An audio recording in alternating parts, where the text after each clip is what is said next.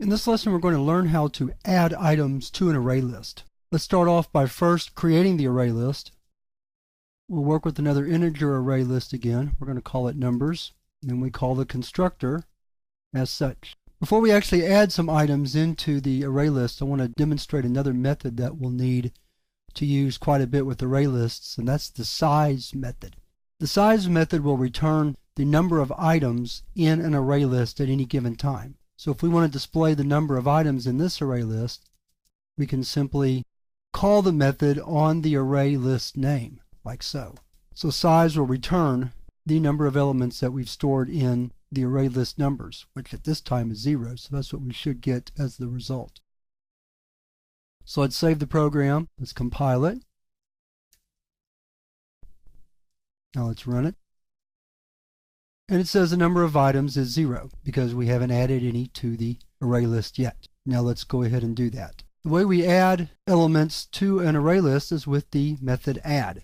If we want to add the element 0 to our array list of numbers, we will write numbers.add sub 0, or put the 0 in parentheses. I like to use sub as a subscript, for example. But actually that's not what we're talking about. What we're talking about is sending a message that the element we want to add to numbers is 0. So think of it more in terms of that.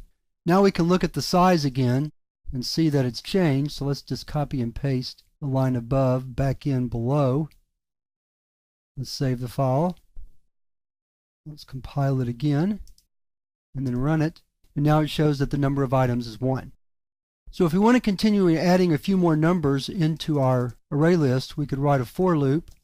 Start at 1, we'll go through 10, so we'll say I less than 11, increment I by 1, and then we'll just add the current value of I as the element to the array list. And then when we're finished with the loop, we can check to see how many items we've added. So let's save the file. Compile.